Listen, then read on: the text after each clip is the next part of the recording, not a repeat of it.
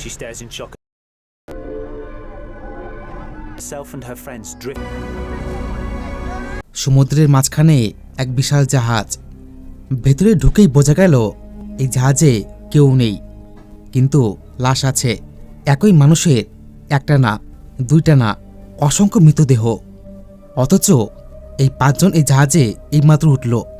ঠিক তাহলে প্রশ্ন হলো, এই জাহাজের রহস্য কি? আর কেন এই মেয়েটা জাহাজে পা রাখার পর থেকেই নিজের সবচেয়ে বড় শত্রু হয়ে ওঠে? আজকের মুভির গল্পে আমরা ঢুকব ব্রেনের এমন এক পর্যায়ে যেখান থেকে মাথা হ্যাং হয়ে যাবে, আর শেষে আছে এমন এক টুইস্ট যেটা কল্পনার বাইরে ছিল। একটা সেরা সাইকোলজিক্যাল থ্রিলার মুভি। ভিডিওর শুরুতে বলে রাখি, শক্ত করে সিট বেল্ট বেঁধে নাও। শুরুটা হয় জ্যাস নামের একজন মহিলাকে দেখিয়ে। জ্যাস দিনের বেশিরভাগ সময় দুশ্চিন্তায় কাটায়। জ্যাসের এক ছেলে আছে যার নাম টমি, কিন্তু আজকে টমির মধ্যে অদ্ভুত ভয় কাজ করছে, যেন সে কিছু দেখেছে এবং এতটাই ভয় পেয়েছে যে ঠিক কথা বলতে পারছে না। জ্যাস তার ছেলেকে বলে, চিন্তা করো না, এই দুঃস্বপ্ন আমাদের কিচ্ছু করতে পারবে না। কিন্তু সত্যিটা কি? আশির দুঃস্বপ্নেই বা এমন কি আছে যা দেখে তারা ভয় পেয়েছে? দৃশ্য পাল্টায়। একদিন টমি বাড়িতে বসে পেন্টিং করছিল, আর তখনই অসাবধানতায় পেন্টিংয়ের কালি মেঝেতে ফেলে দেয়, এবং এই দেখে জ্যাস সেটা পরিষ্কার করতে আসলে সেই কালি লেগে যায় তার কাপড়েও। জ্যাস সেই মুহূর্তে রেগে যায়, আর ঠিক তখনই কেউ বাড়ির ডোরবেল বাজায়, কিন্তু জ্যাস বাইরে গিয়ে দেখে কেউ নেই। অদ্ভুত ব্যাপার, যদি কেউ বাড়ি নাই থাকে তাহলে ডোরবেল বাজালো কে? সে ঘরে ফিরে আসে, কিন্তু একটা জিনিস লক্ষ্য করা যায়, ঘরে ফিরে এসে জ্যাসের ড্রেসটা পাল্টে গেছে, যেটা সে একদমই খেয়াল করে না। এবং জ্যাস একটা চিঠি পায় যেটা তার বন্ধু পাঠিয়েছিল।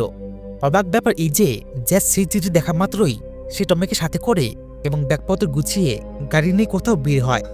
দৃশ্য আবার পাল্টায়। এবার দেখা যায় গ্রেগকে। সে তার বোট প্রস্তুত করছিল, কারণ তারা সমুদ্রের মাঝে ঘুরতে যাবে। ধীরে ধীরে আমরা জানতে পারি এই যাত্রায় গ্রেগ একা নয়, সঙ্গে রয়েছে স্যালি, ড্যানি, হেদার এবং ভিক্টর। ভিক্টর মূলত গ্রেগের সঙ্গে বোটে থাকে, আর বাকিরা গ্রেগের বন্ধু, শুধু হেদারকে বাদ দিয়ে। আসলে সে ছিল স্যালির বন্ধু, আর তাই সেও একই উদ্দেশ্যে আসে। এই সময় গ্রেগের চোখ পড়ে হেদারের ওপর, এবং বোঝাই যায় সে হেদারকে বেশ পছন্দ করে ফেলেছে। এদিকে হেদারের উদ্দেশ্য কিন্তু এমনটাই ছিল, আসলে তার বয়ফ্রেন্ড ছিল না। যাকে অল্প কিছুক্ষণ পর সেখানে এসে পৌঁছায় জেস, আর সেও তাদের যাত্রায় ভাগ নেয়। কিন্তু জেসকে দেখে বোঝাই যায় সে মানসিকভাবে ভীষণ ভেঙে পড়েছে, আর তার চোখে এক অদ্ভুত আতঙ্ক, যেন এমন কিছু লুকিয়ে আছে যেটা শুধু সেই জানে। স্বাভাবিকভাবেই গ্রেগ তাকে জিজ্ঞেস করে, জেস তুমি কি ঠিক আছো? জেস জানায় সে খুব টায়ার্ড, আর তার ধারণা এই সমুদ্র যাত্রায় হয়তো তার মনটা একটু হালকা হতে পারে। এখানে একটা বিষয় চোখে পড়ে, জেস তার ছেলেকে সঙ্গে নিয়ে আসেনি। তো যাই হোক, এরপর তারা বোট নিয়ে রওনা দেয় গভীর সমুদ্রের দিকে। অল্প কিছুক্ষণ পর জেস বোটের ভেতর ঘুমিয়ে পড়ে, আর তখনই সে দেখে এক ভয়ঙ্কর দুঃস্বপ্ন দেখা যায় জেস সমুদ্রের ধারে শুয়ে আছে, আর জলের ওপর ভেসে বেরোচ্ছে কালো কাপড়। হঠাৎই জল তার পায়ে ছুঁয়ে দেয়, এবং সেই মুহূর্তে জেস জেগে ওঠে। অদ্ভুত ব্যাপার হলো, এমন দুঃস্বপ্ন জেস প্রায় দেখে। এদিকে বাকি সবাই একটা অস্বাভাবিক বিষয় লক্ষ্য করে, জেস আসলে এখন তাদের সবাইকে মিথ্যে কথা বলেছে। ব্যাপারটা সবচেয়ে আগে বুঝতে পারে ভিক্টর। জেস বলেছিল যে তার ছেলে, যার নাম টমি, সে স্কুলে গেছে, কিন্তু আজ তো সানডে, অর্থাৎ রবিবার, আর রবিবার কোন স্কুল খুলতে পারে? ভিক্টরের কাছে বিষয়টি নিয়ে কনফিউজ হয়ে যায়। যদিও গ্রেগ এসব নিয়ে সে তেমন মাথা ঘামায় না, সে জ্যাসকে নিয়ে সমুদ্রের মাঝখানে বেশ ভালোই টাইম স্পেন্ড করছিল। অসভ্য কথাকার, অন্যের বউকে নিয়ে সমুদ্রের মাঝখানে মজা করছে। কিন্তু এরপরই ঘটে যায় এক অদ্ভুত ঘটনা। হঠাৎ চারপাশে সবকিছু থমকে যায়, বাতাস, ঢেউ সব নিস্তব্ধ। ঠিক সেই মুহূর্তে দূরে সমুদ্রের মাঝখানে দেখা যায় এক বিশাল বড় মেঘ, যা ধীরে ধীরে ঠিক তাদের দিকে এগিয়ে আসে। অদ্ভুত বলার কারণ, সেই কালো মেঘের মধ্যেই শুরু হয় বজ্রপাত। সুতরাং পরিষ্কার বুঝতে পারা যায় সমুদ্রে এবার ভয়ঙ্কর ঝড় আসতে চলেছে, এমন ঝড় যা তারা আগে কখনো দেখেনি। গ্রেগ সঙ্গে সঙ্গে রেডিও ডিভাইস অন করে সাহায্য চাইতে শুরু করে, কিন্তু সাহায্যের বদলে হঠাৎ শুনতে পায় এক মহিলার কান্না ভেজা গলা, আমাদের বাঁচান, ওরা আমাদের সমুদ্রের মাঝখানে মেরে ফেলবে। গ্রেগ কিছুই বুঝে উঠতে পারে না মহিলা আছে কোথায়, আর কারা তাদের মারতে চাইছে। কিন্তু তখনও কেউ বুঝতে পারে না বিপদ তাদের ইতিমধ্যে গিলে ফেলেছে। বাইরে বেরিয়ে তারা দেখে সেই কালো মেঘ পুরো আকাশ ঢেকে ফেলেছে, আর মুহূর্তের মধ্যেই সমুদ্রের প্রবল জলোচ্ছ্বাস তাদের বোটকে আছড়ে ফেলে। ভয়ানক তুফানে বোটটি সম্পূর্ণভাবে ক্ষতিগ্রস্ত হয়ে যায়। যদিও কারো বড় কোনো ক্ষতি হয় না, সবাই কোনো মতে সেই বোটে উঠে আসে। কিন্তু এই বিশৃঙ্খলার মাঝেই একটি বিষয় সামনে আসে। হেদার হঠাৎ গায়েব। সুতরাং সবাই বুঝতে পারে হয় সে ঢেউর তোড়ে অন্যদিকে ভেসে গেছে, নয়তো সমুদ্রে তলিয়ে মারা গেছে। যাই হোক, এর পরদিন সকাল। এদিকে প্রায় 12 ঘন্টা ধরে তারা সমুদ্রের মাঝে ভেসে আছে। সবাই ক্ষুধার্ত, ক্লান্ত আর সম্পূর্ণ আশাহীন অবস্থায়। চারপাশে সাহায্যের কোনো চিহ্ন নেই। তবে তারা জানত না, এমন এক জায়গায় তারা আটকে পড়েছে যেখানে জাহাজ তো দূরের কথা, একটা পাখিও উড়ে যায় না। ভাগ্যক্রমে ঠিক তখনই দূরে দেখা যায় একটি বিশাল বড় জাহাজ, যেটা ধীরে ধীরে ঠিক তাদের দিকে এগিয়ে আসছে। এই দৃশ্য দেখে সবার মুখে একটা আশার আলো ফিরে আসে। হাত নেড়ে জাহাজের দিকে দৃষ্টি আকর্ষণ করার চেষ্টা করে। এই জাহাজটার নাম ছিল ইলিউস। জাস্ট লক্ষ্য করে জাহাজের ওপরে একজন মানুষ দাঁড়িয়ে, এবং সে তাদের দিকে তাকিয়ে আছে। অল্প কিছুক্ষণের মধ্যে তারা একে একে জাহাজে উঠে পড়ে। কিন্তু জাহাজের ভেতরে ঢুকে সবাই অবাক হয়ে যায়। আসলে জাহাজের ভেতরে কেউ নেই। এমনকি কন্ট্রোল রুমে গিয়েও তারা দেখে জাহাজের ক্যাপ্টেন পর্যন্ত গায়েব। অবাক ব্যাপার, যদি জাহাজের ক্যাপ্টেন নাই থাকে তাহলে জাহাজটা কি করে চলছে? আর এখানে মুভির সবচেয়ে বড় টুইস্ট, জেস হঠাৎ শান্ত গলায় বলে এই জাহাজে সে আগেও উঠেছে। কিন্তু কি করে? এমন জাহাজ তো আগে এই পথে দেখা যায়নি। এবং তারা সবাই একটু আগে এই জাহাজে উঠেছে শুধুমাত্র সাহায্য নিতে। সবাই অবাক হলেও ব্যাপারটা এড়িয়ে যায়। আসলে এই জাহাজটা যেহেতু ঠিক তাদের পথে যাচ্ছিল, সেহেতু আন্দাজ করে যেতে পারে আশেপাশের কোনো ঘাঁটিতে দাঁড়াবে। সুতরাং জাহাজের ক্যাপ্টেন বা যে জাহাজ চালক এখন তাকে খুঁজে সুস্থ বাড়ি ফিরতে হবে। এমনিতেই একজন হারিয়ে গেছে, আর নয়। একসময় তার খোঁজে বের হলে হঠাৎ একদিকে কারো হাঁটার শব্দ পায়। শব্দটা খুব স্পষ্ট না হলেও আন্দাজ পায় সামনের দিকে কেউ ছিল। ভিক্টর সেই শব্দের দিকে এগিয়ে যায়, আর ঠিক তখনই সে মেঝেতে পড়ে থাকা একটা চাবির রিং খুঁজে পায়। মুহূর্তের মধ্যে ব্যাপারটা অন্যরকম লাগে। জাহাজটা সম্পূর্ণ খালি, কিন্তু চাবিগুলো মেঝেতে পড়ে আছে। সবাই তখন বুঝে ওঠার আগেই জ্যাস হঠাৎ চাবিগুলোর দিকে তাকিয়ে থেমে যায়, এবং তার গলাটা অদ্ভুত হয়ে যায়। জ্যাস বলে, এই চাবিটা আমার। শুধু তাই না, চাবি রিংয়ে যে লকেট ঝুলছে সেটাও তার। এমনকি গাড়ির চাবিটা হুবহু ম্যাচ করে যায়। আর এখানেই প্রশ্ন ওঠে, জ্যাসরা তো এই জাহাজে সবেমাত্র এসেছে, ঠিক তাহলে জ্যাসের চাবি এখানে কি করে এলো? ব্যাপারটা সবার মাথায় আতঙ্কের মতো ছড়িয়ে পড়ে, কিন্তু কেউ এই প্রশ্নের উত্তর খুঁজে পায় না। বরং সবাই নিজের মতো করে একটা ব্যাখ্যা বানিয়ে ফেলে। আসলে তারা ভাবে হেদার বেঁচে আছে, হয়তো সেই জলোচ্ছ্বাসে ভেসে এই জাহাজে এসে পড়েছে, আর সে লুকিয়ে লুকিয়ে এখন তাদের সাথে মজা করছে। হেদারকে খুঁজতে গিয়ে তারা অন্য একটা রুমে ঢুকে পড়ে। রুমটার ভেতরে ঢুকতে সবাই থমকে যায়।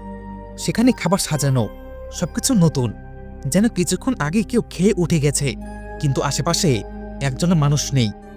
এতক্ষণে জ্যাস একেবারেই বদলে যায়। সে আর আগের মতো থাকে না, বেশিরভাগ সময় চুপচাপ থাকে, আর তার চোখে মুখে একটা অজানা আতঙ্ক। কিন্তু অদ্ভুত ব্যাপার, জ্যাস নিজেও বুঝতে পারছে না এই ভয়টা আসছে কোথায় থেকে। এই ফাঁকে জ্যাস লক্ষ্য করে জাহাজের দেওয়ালে লাগানো ঘড়ি।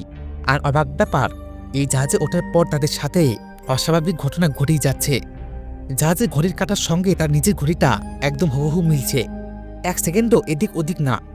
জ্যাস কিছু বলে না, শুধু চুপচাপ ঘড়িটার দিকে তাকিয়ে থাকে। জ্যাস মনে মনে বলে, এইসব কি করে সম্ভব? সবার প্রথমে চাবি রিংটা, আর এখন ঘড়ি। তখনই বাড়ি থেকে মানুষের চিৎকার ভেসে আসে। ভিক্টর সে শব্দের দিকে দৌড়ে যায়। এই মুহূর্তে গ্রেগ আর নিজেকে সামলাতে পারে না। সে রাগে জ্যাসের দিকে তাকিয়ে বলে, এবার সত্যি বলো জ্যাস, এসব কি হচ্ছে? আর সবকিছুই কেন তোমার সঙ্গে মিলছে? জ্যাস কিছু উত্তর দিতে পারে না, যেন এই প্রশ্নের উত্তর তার নিজের কাছেও নেই। জ্যাস ধীরে ধীরে একটা বন্ধ দরজার সামনে এসে দাঁড়ায়। দরজাটা খুলতেই সে থমকে যায়। দেওয়ালে রক্ত দিয়ে বড় বড় করে লেখা আছে, কিল দেম অল। মুহূর্তের মধ্যে জ্যাসের নিঃশ্বাস বন্ধ হয়ে আসে। সে জানেই না এই অদ্ভুত লেখাটা কি লিখেছে, কিন্তু অদ্ভুত ব্যাপার, এই লেখাটা দেখে জ্যাসের মুখে অবাক ভাব নেই, শুধু আছে ভয় আর অপরাধ বোধ।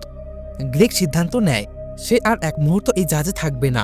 সে নেমে যাওয়ার সিদ্ধান্ত নেয়, আর তাই জেস অন্যদের খুঁজতে বেরিয়ে পড়ে। সে আবার সেই রুমটায় আসে যেখানে কিছুক্ষণ আগে সবাই ছিল, কিন্তু রুমটা এবার আগের মতো নেই। টেবিলে রাখা সব খাবার পচে গেছে, চারদিকে দুর্গন্ধ ছড়িয়ে পড়েছে, অথচ খানিকক্ষণ আগেও সেগুলো একদম ঠিক ছিল। ঠিক তখনই জ্যাস বুঝতে পারে দরজার সামনে কেউ আছে। সে কোনো মতে একপাশে লুকিয়ে পড়ে, আর তখনই সে যাকে দেখে সে আর কেউ নয়, ভিক্টর। কিন্তু ভিক্টরের সারা শরীর রক্তে ভেজা। জেস তাকে দেখে ছুটে আসতেই জেসের গলা চেপে ধরে এবং শান্ত গলায় সে বলে, তুই আমাকে মেরেছিস, এবার আমি তোকে মারব। জেস প্রাণ বাঁচাতে বাধ্য হয়ে ভিক্টরের মাথায় আঘাত করে, আর ভিক্টর মাটিতে লুটিয়ে পড়ে। ভিক্টর মারা যায়। ঠিক সেই মুহূর্তেই পাশের রুম থেকে ছেলের চিৎকার শুনতে পাওয়া যায়। জেস যখন রুমটার ভেতরে ঢুকে তখন সে যা দেখে সেটার জন্য সে একদম প্রস্তুত ছিল না। মেঝেতে পড়ে আছে গ্রেগ, আর তার শরীরে রক্ত ভেজা। জেস কাছে গিয়ে বুঝতে পারে গ্রেগ আর বেঁচে নেই। জেসের মাথা এক মুহূর্তের জন্য শূন্য হয়ে যায়। ঠিক তখন শ্যালি কাঁদতে কাঁদতে বলে, এই খুনটা জেস তুই করেছিস। এই কথা শুনে জেস হতভম্ব হয়ে যায়। সে সঙ্গে সঙ্গে বলে, আমি? কিন্তু আমি তো এখানে ছিলামই না। যদিও কেউ জেসের কথায় বিশ্বাস করে না। এই মুহূর্তে পরিস্থিতি আরো ভয়ঙ্কর হয়ে ওঠে। হঠাৎ উপরের দিক থেকে একজনকে দেখা যায়। লোকটা মুখোশ পরে আছে, আর তার হাতে বন্দুক। লোকটা কোনো কথা না বলে সে গুলি চালায়, এবং গুলির আঘাতে ড্যানি মাটিতে লুটিয়ে পড়ে, আর শ্যালিও মারা যায়। জেস কোনো মতে সেখান থেকে পালিয়ে যায়। সে প্রাণ বাঁচাতে ইঞ্জিন রুমের ভেতর ঢুকে পড়ে, আর হাতে একটা চাকু নিয়ে সে লুকিয়ে থাকে। ওদিকে মুখোশধারী লোকটা অনেক খোঁজ করেও জেসকে খুঁজে পায় না। সুযোগ বুঝে জেস ধীরে ধীরে জাহাজের বাইরে বেরিয়ে আসে। কিন্তু ঠিক তখনই পেছন থেকে সে লোকটা হঠাৎ জেসের দিকে বন্দুক তাক করে। জেস প্রাণ ভিক্ষা চায়, কিন্তু লোকটার কোনো অনুভূতি নেই। সে গুলি করতে যাচ্ছিল, ঠিক সেই সময় জেস কোনো মতে পালিয়ে যায়। জেস পালাতে পালাতে সে একটা ভারী হাতিয়ার নিয়ে নেয়, আর তখনই সে দেখতে পায় তার নিজের ছায়ার পাশে আরেকটা ছায়া, এবং শুরু হয় দুজনের মধ্যে ভয়ঙ্কর লড়াই। অনেক কষ্টে জেস লোকটাকে আটকাতে সক্ষম হয়। জেস তখন জানতে চায় যে তোর নাম কি, আর কেন আমাদের মারছিস। মুখোশের আড়াল থেকে লোকটা শান্ত গলায় বলে, বাঁচতে হলে এই জাহাজে সবাইকে মারতে হবে। এই কথাটা বলি লোকটা হঠাৎ জাহাজ থেকে জলে ঝাঁপ দেয়। জেস বেঁচে যায়, কিন্তু এখানেই শেষ নয়। আসলে এটা কেবল শুরু ছিল। অল্প কিছুক্ষণ পর জাহাজের বাইরে থেকে মানুষের চিৎকার ভেসে আসে। জেস কিছুটা হতভম্ব হয়ে বাইরে যায়, আর তখনই সে দেখে ঠিক একই দৃশ্য যে মুহূর্তে গল্পের শুরুতে জেস আর তার বন্ধুরা এই জাহাজে সাহায্য চেয়েছিল।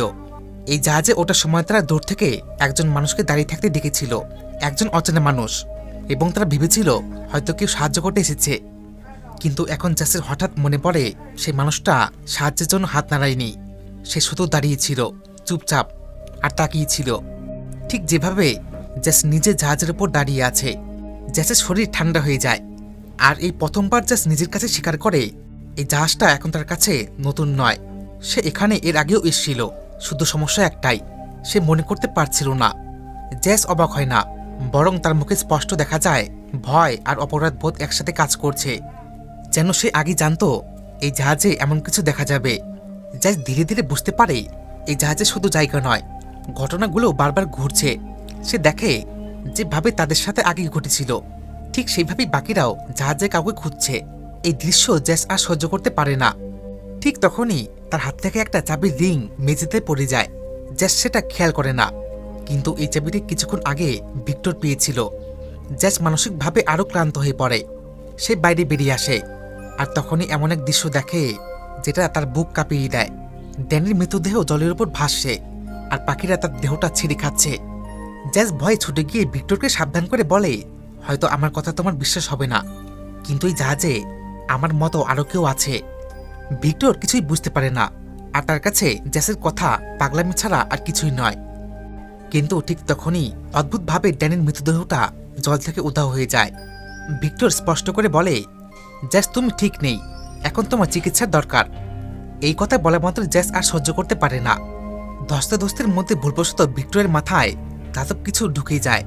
জেস বুঝতে পেরে যায় সবকিছু ঠিক সেই পথে যাচ্ছে যেটার ভয় সে পাচ্ছিল। সে দৌড়ে পালিয়ে একটা ঘরে ঢুকে পড়ে, আর সেখানে সে দেখে একই লেখার অসংখ্য কাগজ। জেস কিছু বুঝতে পারে না, এবং তার মাথার ভেতর সব গুলিয়ে যায়। এই জাহাজটা যেন কিছু বলতে চাইছে, কিন্তু জেস বোঝার চেষ্টা করছে না। ঠিক তখনই তার চোখ আটকে যায় একটা লকেটের দিকে। একটার পর একটা একই লকেট, অসংখ্য।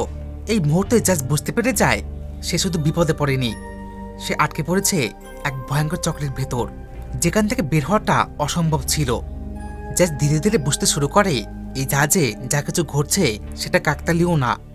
সে প্রথমে চাবির রিং, আর তারপর রুমটার কাছে রক্ত লেখা, এবং সেই একই শব্দ, একই ভয়। জ্যাস যে লকেট সবসময় নিজের গলায় পড়ে থাকে সেটাও একটা নয়, দুটো নয়, নিজের ঘরে পড়ে আছে অসংখ্য। যেন কেউ বারবার এই জাহাজে এসছে আর প্রতিবারই কিছু না কিছু রেখে দিয়ে গেছে। জ্যাসের মাথায় যেন বড় বাজ পড়ে। জ্যাস নিজেকে প্রশ্ন করে, ঠিক তাহলে কি আমি আগেও এখানে ছিলাম? হঠাৎ সে বুঝতে পারে এই দৃশ্যটা সে একটু আগেই দেখেছে। ভিক্টর যেভাবে সন্দেহ করেছিল, ড্যানি যেভাবে তাকিয়েছিল, আর গ্রেগ যেভাবে প্রশ্ন করছিল, সব একই, এমনকি তাদের নৌকা ডুবলিও। জ্যাস ভালো করেই বুঝতে পারে যে তারা প্রথমবার এই জাহাজে ওঠেনি, আর তারা একটা চক্রে ফেসে গেছে। একই ঘটনা বারবার ঘটছে। আর ভয়ঙ্কর ব্যাপারটা হলো এই চক্রের মাঝখানে সে নিজেই দাঁড়িয়ে আছে। এখন জ্যাসের কাছে একটা জিনিস পরিষ্কার, এই চক্র ভাঙতে হলে কিছু বদলাতে হবে। কিন্তু সমস্যা হলো যে প্রতিবার একই ঘটনা ঘটবে, একই মানুষ, একই মৃত্যু।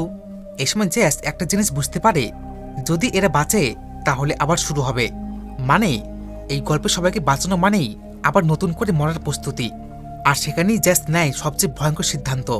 সে ঠিক করে যে করে হোক কাউকে বাঁচানো যাবে না, নয়তো এই চক্র আবার শুরু হবে। সুতরাং সবাইকে মেরে ফেলা দরকার, কারণ তার বিশ্বাস যদি এই ভাষণে সবাই মারা যায় তাহলে হয়তো চক্রটা থেমে যাবে। কিন্তু এখানেই গল্প আরেক মোড় নেয়। জ্যাস বুঝতে পারে না এই চক্রের শিকার সে না, সে নিজে এই চক্রের অংশ।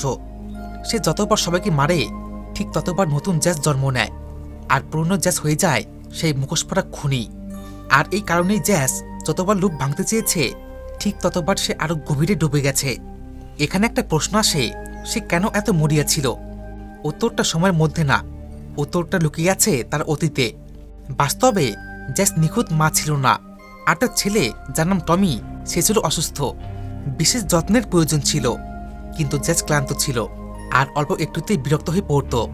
অনেক সময় সে তার ছেলের উপর চিৎকার করত। আর সেই দিন থেকে সেই অভিশপ্ত দিন ছিল যেদিন টমি বাড়িতে পেন্টিংয়ের কালি ফেলে দিয়েছিল। জ্যাস রেগে গিয়েছিল, খুব রেগে গিয়েছিল। সে চিৎকারও করেছিল আর তারপর গাড়ি নিয়ে বেরিয়ে পড়ে। কিন্তু রাগ, তাড়াহুড়ো আর অসাবধানতা এই তিনটা জিনিস মিলে ঘটিয়েই দেয় দুর্ঘটনা। গাড়িটা উল্টে যায় আর টমি আর বাঁচে না। সেই মুহূর্তে জ্যাস শুধু ছেলেকে হারায়নি, সে নিজেকেও হারিয়ে নিয়েছিল। আর তখন থেকে সে পালাতে শুরু করে নিজের অপরাধ বোধ থেকে, নিজের ভুল থেকে, নিজের বাস্তবতা থেকে। এই জাহাজ, এই লুপ আর এই বারবার মৃত্যু আসলে সময়ের শাস্তি না, জ্যাসের মনের তৈরি এক কারাগার। সে বিশ্বাস করে যদি সে সব ঠিক করতে পারে হয়তো তাহলে টমি ফিরে আসবে। কিন্তু বাস্তবতা হলো সে যতবার ঠিক করতে যায় ঠিক ততবার একই ভুল করে, আর সেই ভুলের নাম অপরাধ বোধ। এবং দেখা যায় জ্যাস প্রতিবার সেই লুপ ভাঙতে গিয়ে একই কাজ করছে। ভিক্টরের মাথায় যে আঘাত লেগেছিল সেটা দুর্ঘটনা না, আর ড্যানির মৃত্যু কাকতালীয় না। মুখোশ পরার যে মানুষটা সে সবাইকে মারছিল, আর সে কেউ অন্য কেউ না, সেটা সে নিজেই। জ্যাস যতবার লুপ থামাতে চেয়েছে সে বারবার নিজেই খুনি হয়ে উঠেছে। এতক্ষণে জ্যাস সবটা বুঝে গেছে, এই জাহাজ থেকে পালিয়ে গেলেও মুক্তি নেই। আসলে সমস্যাটা জাহাজে না, সমস্যা সে নিজেই। আর তাই সে একটা সিদ্ধান্ত নেয়, এবার সে গ্রুপ থেকে ভিন্ন হয়ে যাবে। সে ভাবছে যদি সে নিজে না থাকে হয়তো তাহলে লুপ ভাঙবে। আর এখানে দেখা যায় জ্যাসের সেই অদ্ভুত দুঃস্বপ্ন। সুতরাং যতবার সে পালিয়েছে এই দুঃস্বপ্ন তাকে আবার ফিরিয়ে নিয়ে এসছে। জ্যাস কোনো মতে তার দুঃস্বপ্নের সাহায্যে সে সমুদ্রের পাড়ে আসে। সে সমুদ্রের পাড় থেকে জ্যাস বাড়ি ফিরে আসে এবং তার ছেলেকে দেখতে পায়।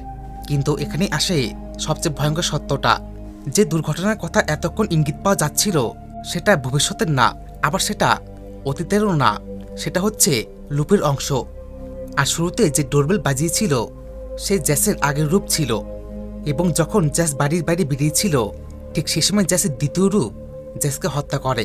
আর সেই ব্যাগে জ্যাসকে ঢুকিয়ে রাখা হয়েছিল। আর এসব দৃশ্য তার ছেলে যার নাম টমি সে দেখতে পেয়ে যায়, যেটা মুভির প্রথমে দেখানো হয়েছিল। আর তাই জ্যাস টমিকে দুঃস্বপ্নের কথা বলছিল, যেটা এই দুঃস্বপ্নই ছিল যে জ্যাসকে মেরেছে যাতে লুপ আবার শুরু না হয়, এবং টমি যাতে তার মায়ের ভিন্ন রূপ দেখে ভয় না পায়। আর সেই কারণেই সে সান্ত্বনা দিচ্ছিল, যার কারণে সে টমিকে নিয়ে গাড়ি নিয়ে বেরিয়েছিল।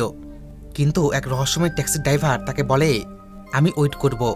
আসলে এই ট্যাক্সি ড্রাইভার কোনো মানুষ না, সে ছিল মৃত্যুর প্রতীক। আর তাই তারপর জ্যাস সেই লোকটার সাথে আবার বন্দরে যায়, আবার সেই বোটে ওঠে, জ্যাসকে লুপে আটকে নেয়। আসলে সময় তাকে আটকে রেখেছে, আর যতক্ষণ সে পালাবে ঠিক বারবার সেই লুপ জ্বলতেই থাকবে। শান্ত সমুদ্র, আকাশ ধূসর, আর জ্যাস আবার দাঁড়িয়ে আছে সেই একই বন্দরে। সে এবার জানে সামনে কি হবে। ঝড় আসবে, জাহাজ আসবে, আর সে আবার কাউকে মারবে। কিন্তু এবার তার চোখে ভয় নেই, আছে শুধু ক্লান্তি। কারণ সে বুঝে গেছে যে এটা সময়ের শাস্তি না, জ্যাসের নিজের হাতে তৈরি নরক। আর সেই ট্যাক্সি ড্রাইভার সে মৃত্যু না, সে ছিল সুযোগ, সত্যটা মেনে নেওয়ার সুযোগ। কিন্তু জ্যাস এরপরও পালিয়েছিল। সে ইচ্ছে করলে এসব থেকে বেরিয়ে আসতে পারত, কিন্তু সে চায়নি। আসলে কথায় বলে, ভুল করলে ভুলের মাসুদ দিতে হয়। আর যারা সত্য থেকে পালায়, সময় ঠিক তাদের জন্য থেমে যায় না। সময় তাদের একই ভুল বারবার দেখায়, যে জন্য জাহাজ ডুবে না, মানুষ বাঁচে না, এবং জ্যাস কখনো মুক্তি পায় না। ভালো করে বুঝতে গেলে দেখা যাবে এসব কিছু জ্যাসের স্মৃতির ভিতর হচ্ছিল। যেমন স্যালি, গ্রেগ, হেদার, ভিক্টর, ড্যানি, আসলে এরা সবাই জ্যাসের ভাবনার মানুষ। আর এই মানসিক রোগ এতটাই খারাপ যে মানুষ ভাবনার মাধ্যমে একটা আর্টিফিশিয়াল দুনিয়ার মতো অদ্ভুত দুনিয়া বানিয়ে নেয়, যেখান থেকে বের হওয়া প্রায় অসম্ভব। আর সেই শাস্তির কোনো শেষ নেই। আরেকটা বিষয় বলছি, জ্যাস আত্মহত্যা করছিল না, সে আসলে এই লুপ ভাঙার চেষ্টা করছিল। এমনকি সে একবার নিজের সাথে প্রস্তুত হয়েছিল, যদিও সে তাকে মারতে পারে না। এবং শ্যালির মৃত্যু একবারই ঘটনা নয়, এই লুপে শ্যালি বারবার মারা যায়। আর জাহাজে যে একাধিক লাশ দেখা যায়, সেগুলো একই ঘটনার সেই পুনরাবৃত্তি। আশা করছি সবাই বুঝতে পেরেছ। তো এই ছিল আজকের ভিডিওটা কেমন লাগলো একটা লাইক আর কমেন্ট করে জানিও। আর এমন এক্সপ্লেনেশন দেখার জন্য সাবস্ক্রাইব করতে পারো। আর হ্যাঁ, বন্ধুদের সাথে শেয়ার করে দিও। তো দেখা হচ্ছে নেক্সট একটা মুভিতে। বাই।